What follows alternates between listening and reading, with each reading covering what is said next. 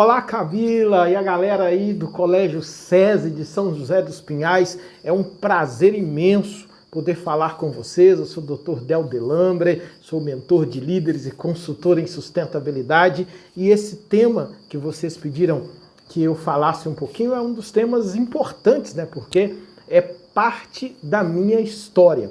Eu costumo iniciar uma conversa dessa forma, contando sempre algumas histórias, porque as histórias nos ajudam a entender melhor, né, o valor de uma pessoa. Então, primeiramente, eu queria dizer que vocês estão de parabéns em aproveitar esse dia, esse momento no nosso país, para a gente falar de um assunto que ele é muito, mas muito, muito importante. Eu queria começar falando algo para vocês assim do meu coração.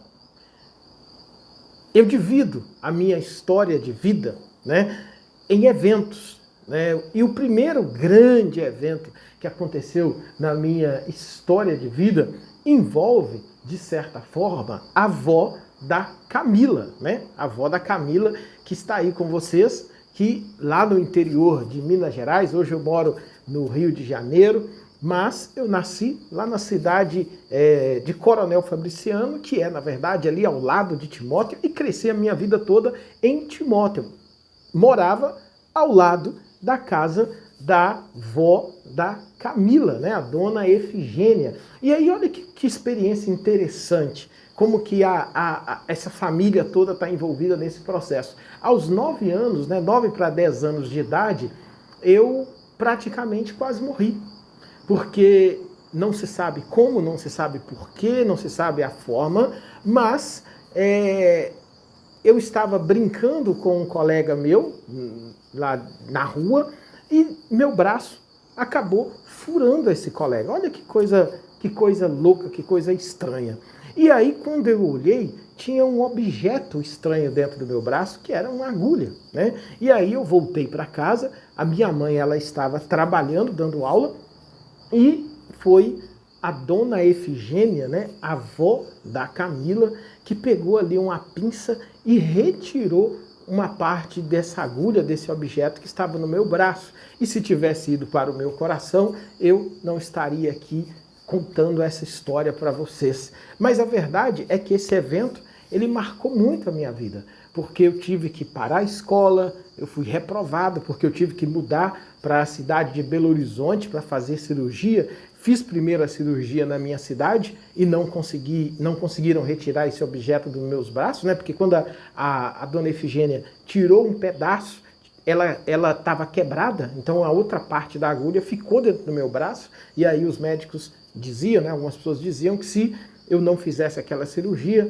eu correria o risco de perder então a minha vida. Vou para Belo Horizonte, faço a cirurgia, passo um momento de muitas perguntas internas dentro de mim e então volto para a minha cidade novamente e consigo então me reestabilizar como pessoa, né? E aí sou reprovado, eu brinco que ali começa, de certa forma, um buraco que eu comecei a ter na minha alma de perguntas, né, que eu não tinha respostas para elas. Uma criança que já tem que viver essa experiência. E a outra evento muito forte para mim foi exatamente porque eu vi, né, a separação dos meus pais, né, e eu passo então a minha infância e uma parte da adolescência toda sem essa referência então paterna. Então isso foi vários eventos que foram fazendo com que dentro de mim eu tivesse que em algum momento ter que dar conta disso. É por isso que eu estou contando essa história, para você entender o que aconteceu lá na frente. O terceiro evento foi que ainda garoto, né, família pobre, com muitas dificuldades, eu sou obrigado, né, de certa forma, para querer ter o meu dinheirinho, eu começo a ter ali 12 para 13 anos o meu primeiro emprego como borracheiro. E essa experiência também me marcou muito, porque eu era para estar estudando, né? E aí ter que trabalhar já logo cedo ali num trabalho pesado, né, que é trocar o pneu dos carros, remendar o pneu, seja de um ônibus, seja de às vezes até de um caminhão. E aquilo me marcou muito. Depois, lá na frente, eu fui entender como que essas experiências me marcaram. Mas não sendo diferente de todo brasileiro, eu então tenho o sonho de ser jogador de futebol.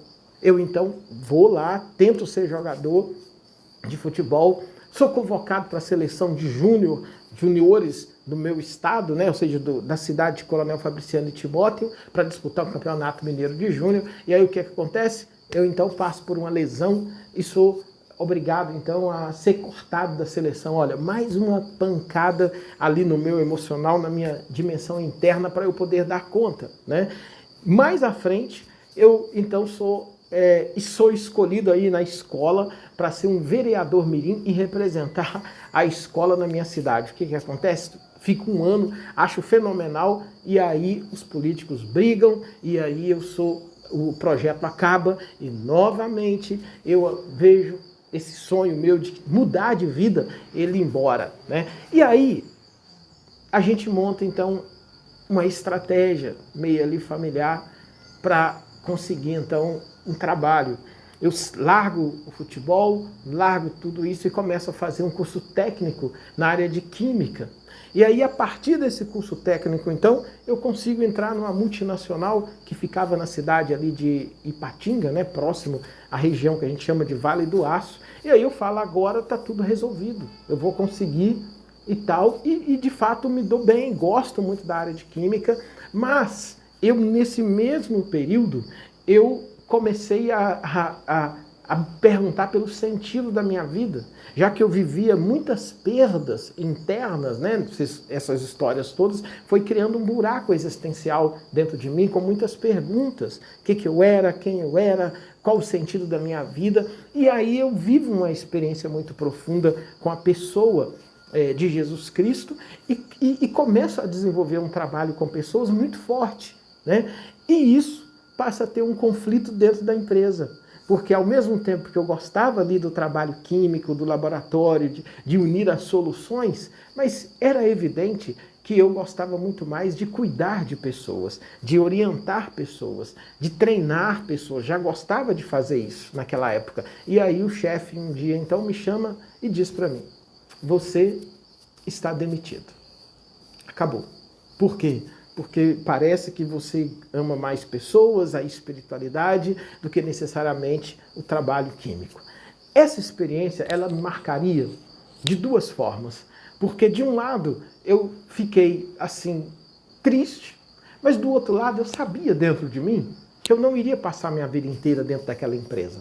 E aí começa a contar uma outra história na minha vida, porque eu mudo para o Rio de Janeiro, faço, então aí começa um outro capítulo, começo a trabalhar com projetos sociais no centro do Rio, começo a ouvir empresários, executivos, moradores em situação de rua, começo também a desenvolver um projeto social dentro de uma comunidade, uma das mais violentas do Rio de Janeiro, e ao mesmo tempo eu faço a graduação em pedagogia e a graduação em teologia, e rapidamente eu já vou para o mestrado na PUC Rio. E aí vivo uma experiência que ela vai fazer sentido agora estar contando tudo isso.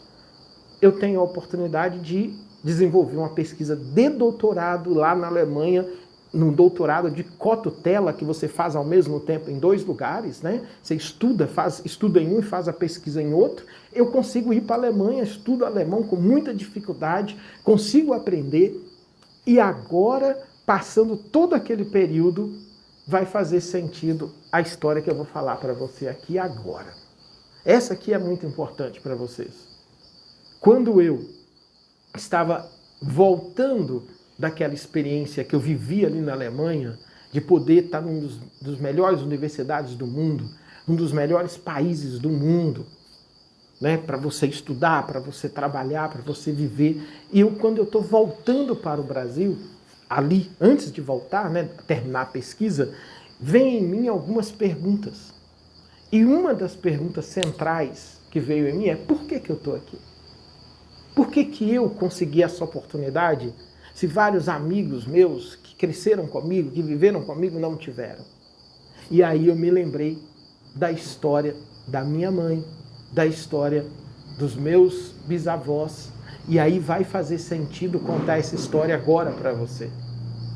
Porque naquele momento eu me lembrei de uma outra história que a minha mãe contava, Dona Rita, que quando ela estava na infância dela, eles moravam numa fazenda chamada Fazenda do Senhor Bisó, e dentro dessa fazenda, os meus avós, mãe do meu pai e da minha mãe, eles escutavam ali os donos da fazenda falar para as filhas que elas tinham que estudar, que elas não deveriam ficar na mão dos homens.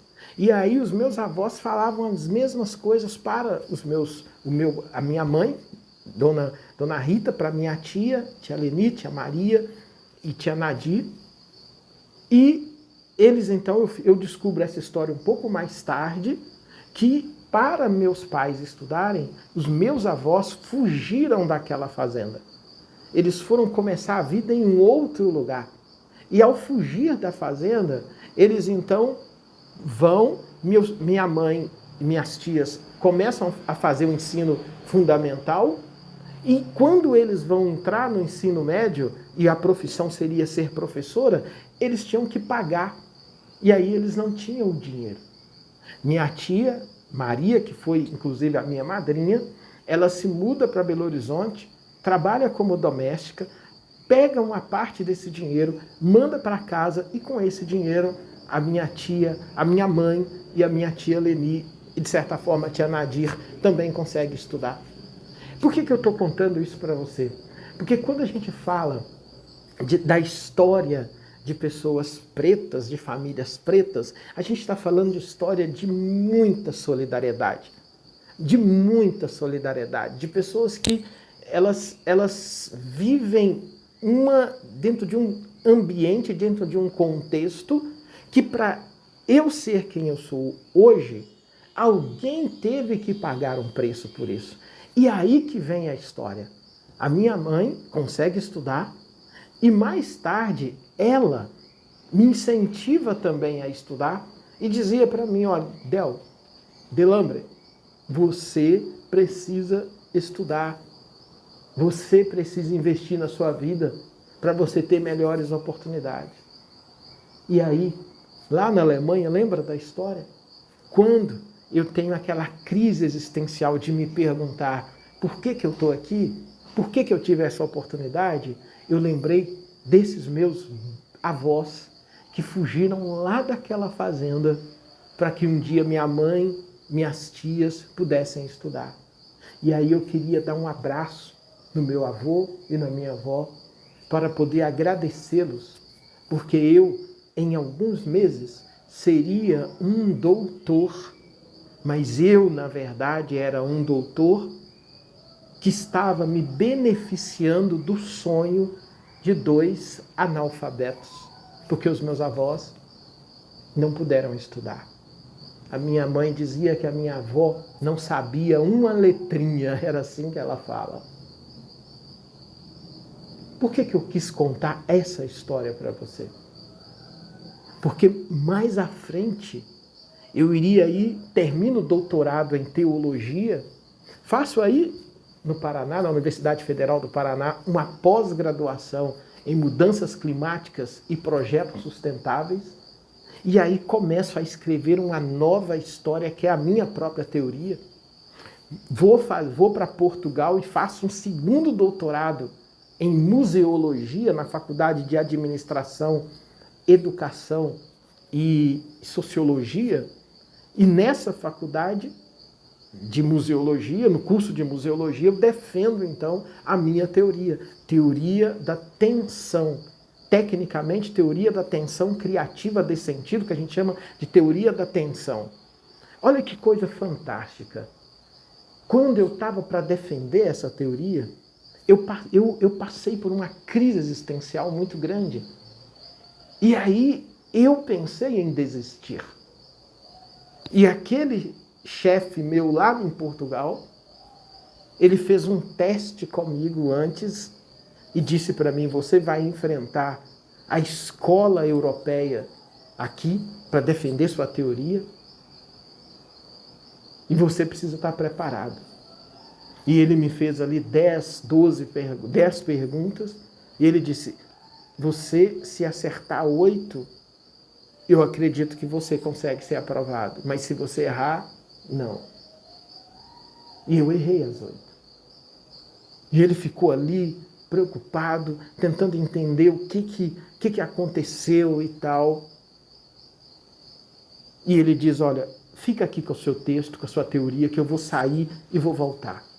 E quando eu voltar, eu vou te fazer as perguntas de novo. Ele foi, e naquele período que eu fiquei ali sozinho, veio para mim toda essa história de ser preto, de nascer num país em que muitas vezes não são nenhuma, nem duas, nem 3 vezes, que eu fui julgado simplesmente pela minha cor. E isso vai trazendo um buraco na sua alma, sabe? De perguntas. Porque quando você é criança, é adolescente, você é jovem, você não tem ferramentas para você se defender. Você não tem. E ali eu fui descobrir, ali naquele momento, que eu ainda tinha um emocional que era fraco. Mesmo já sendo uma pessoa de sucesso, eu tinha um emocional que era fraco, que a gente chama hoje de eu fraco, interior fraco. E quando ele volta, ou melhor, durante aquele período, eu tenho que aplicar minha própria teoria para mim mesmo. E falar, eu tenho que deixar esse passado. Eu preciso deixar esse passado ser passado, para eu ser eu mesmo.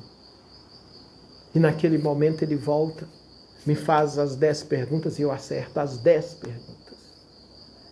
E aí eu entendi que aí acerto, vou para o dia seguinte, que foi o dia de eu apresentar para aqueles doutores, eu sou aprovado, recebo a maior nota dentro de uma academia europeia, que é a aprovação com louvor. E quando eu saio, eu tomo uma decisão no meu coração, que era, eu iria usar a minha teoria para ajudar brasileiros, para ajudar pessoas pretas, pessoas brancas, pessoas que tivessem, porque não acreditam nelas mesmas, que tinham esse buraco na alma de ter um emocional fraco, de não acreditar nelas mesmas, como eu tinha. E vocês não sabem o que aconteceu. Eu saio decidido dali e começo a impactar várias pessoas. E depois eu volto, sou convidado para a Alemanha, agora para apresentar a minha teoria. Apresento a teoria, saio de lá, recebo um prêmio no Institute of Coach McAllen, Harvard Medical School, acho que está até por aqui, esse prêmio, acho que não está. Eu acho que ele está aqui.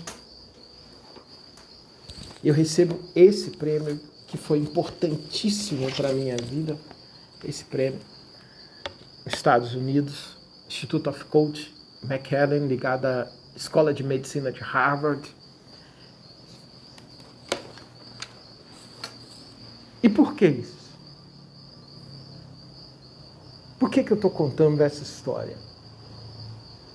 Se aqueles dois, meu avô e minha avó, não tivessem pagado o preço com a própria vida deles, nada dessa história talvez estivesse acontecendo. Nada.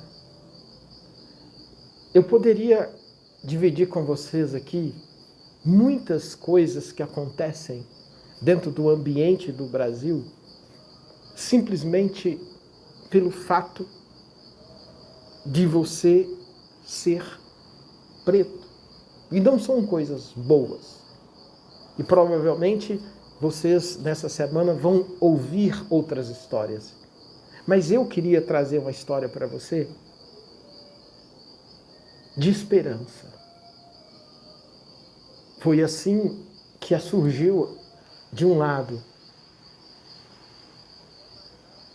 a constatação de que na cultura brasileira a gente tem um traço de pessoas que têm o emocional fraco, eu fraco, não são donas delas mesmas. E isso, pessoas pretas porque foram violentadas e continuam sendo. Mas também pessoas brancas, que por questões familiares, que por essa ideia que a gente tem no Brasil de que sempre algo que vem de fora é muito melhor do que tem de dentro, você tem, eu percebi pela minha teoria, que a síndrome de um eu fraco, de um emocional fraco, de um afetivo fraco, de um interior fraco, que a gente chama de síndrome do eu fraco, é característica da cultura brasileira. E aí eu desenvolvi o método travessia para ajudar brasileiros a saírem desse lugar de estar preso no que fizeram com eles no seu passado, para eles serem eles mesmos, líderes da própria vida. Líderes da própria vida. Teoria da tensão. A grande tensão entre ser você ou ser o que fizeram com você no seu passado.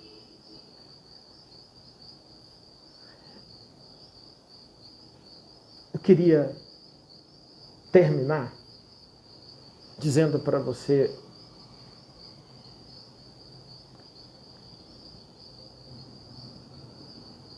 que um dia a gente foi organizar um grande evento aqui no Rio de Janeiro, que eu unia algumas empresas, algumas pessoas que moravam dentro de uma comunidade, para a exposição de valorização da vida de pessoas que moravam dentro de uma favela. E tinha um grupo de moradores que ficou comigo dentro de uma pesquisa uns 6 meses. E aquele dia seria uma grande festa. E aí eles vieram para mim, a gente lá arrumando tudo, as pessoas já chegando, os empresários, os patrocinadores, e aí alguém vem para mim e diz assim: Dr. Del, a sua mochila com seu computador, ela sumiu. Sumiu aqui dentro da favela. E todo mundo, eu comecei a ficar preocupado. Só que alguma coisa disse para mim assim: viva o momento presente. Depois você preocupa com isso. E aí eu decidi fazer isso. Falei, não, nada vai tirar o brilho do objetivo que nós viemos aqui fazer. Passaram-se uma hora, e eles então me chamaram e falaram: Del, Dr. Del, vamos ali no banheiro para você ver uma coisa. E aí quando eu cheguei lá no banheiro, o garoto pretinho, que morava na parte mais alta da favela, que ficava mais perto de mim durante aqueles 6 meses. E do ladinho da casa dele tinha uma boca de fumo, onde os traficantes se reuniam. Do lado da casa dele. E ele ficou comigo 6 meses naquela pesquisa. Tinha 17 para 18 anos de idade. E quando a gente entra dentro do banheiro, ele estava com o meu blazer vestido e estava com a minha mochila nas costas, e ele falava assim para o espelho: eu sou o Dr. Del, eu sou o Dr. Del. Ele não tinha roubado a minha mochila e nem o meu blazer. Ele apenas queria agora ter como inspiração da vida dele um preto, um doutor e um ser humano que coloca as pessoas em primeiro lugar na vida. É isso que eu desejo para vocês. É isso que eu desejo para vocês nesse dia. O dia pode ser da nossa consciência, mas é o dia em que você pode aí, ouvindo o que eu estou dizendo aqui, escolher como você vai querer viver para sempre a sua vida. Não se esqueça, as grandes escolhas, elas acontecem não do lado de fora, é do lado de dentro. Ele não roubou a mochila. Ele só dizia, eu quero ser o Dr. Del. Ele era pretinho, morava do lado de uma boca de fumo, tinha como referência dentro da favela os traficantes e pela primeira vez ele pôde sonhar com um caminho diferente. Aí naquele momento eu chorei quando eu vi a cena dele, porque eu me lembrei lá de quando eu saí daquela indústria para trabalhar com pessoas. Aí eu lembrei que os meus avós já tinham morrido, mas o sonho deles estava vivo através da minha vida e da minha história. Um forte abraço para vocês, um abraço, Camila, um abraço para todos vocês aí, estudantes aí do SESI de São José, né, dos Pinhais. Um abraço para vocês, curtam a minha rede aí, meu Instagram.